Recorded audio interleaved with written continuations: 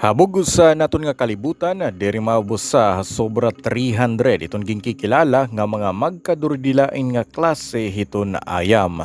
Dinhi Pilipinas sa ginkikilala iton as Pin o kun aso nga Pinoy, usa nga mixed breed hiton indigenous dogs, kumo native nga ayam hiton aton nasod. Pero may dapat kita usa nga klase ito na ayam, iton matatadanla nganhiya Pilipinas. Ini ito na aso nga gubat o kung Philippine Forest Dog. Ano ini nga klase ito na ayam nga Philippine Forest Dog?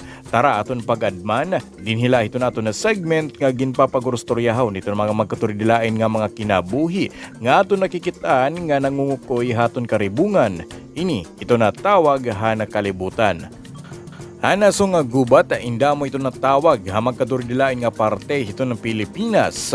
Haluzona gintatawag ini nga bird catcher. Which dog naman na Visayas nga na tiger dog ha Mindanao. Danay gintatawag gihapon ini nga sigbin ha iba nga parte ito naton nasod. Mahitungod ha kakaiba nga pusatura hini. Ang pingilalan hini nga ayam iton iya slender nga lawas. Kini nga pantampo ito na kulor nga itom, sable, spotted nga baga-baga ito na tigre. Mayda na mga ini magtais nga ngipon nga talinga, higlabangan magtarom nga mga kulo nga kaya nira tanggalon kung ini in mga rol na. Matibaksingan magpaspas, kaya hini sumaklang hin mga kapunuan o kun pader nga higtaas gihapon ini kun pumitik nga kundiin maabot ini ha 12 feet. Itong mga Filipina Forest Dog in kaya makasurvive hakagurangan hin magusahan. Mga baltok gihapon ang mga ini nga na may the strong prey drive kumpara hiba nga mga breed hito na ayam kundiin mag-upay ang mga ini kumo mga hunting dogs sugad man mga guard dogs. Ini gihapon nga ayam inusa nga purebred dog, kareg signgon, waray iba nga lahi ito na nakatampo hini, mahitungod nga igkasilanira nga asong gubat iton karuyag nira nga makalawas. Mahitungod iton iligal nga panmulod iton kakahuyan, ngan panharas iton kagurangan, kundi nangungukoy iton mga Filipina Forest Dog, inapiritan ini nga lumusad ang mga syudad, kundi nagsarang ini kumo mga street dog.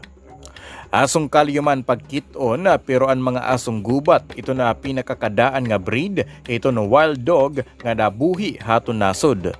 Hira ito ng mga nakaupod han mga katutubo nakigahalobilo ang mga Pilipino han kahadto.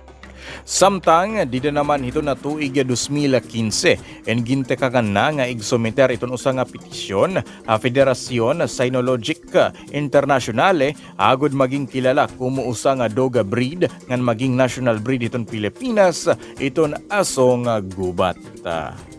Inihibong buvan para hini nga segment nga may kalabutan ang mga nangungkoy nga nabubuhi haton karibungan. Asunod liwat nato nga pagurusturya, ini ito na tawag han kalibutan.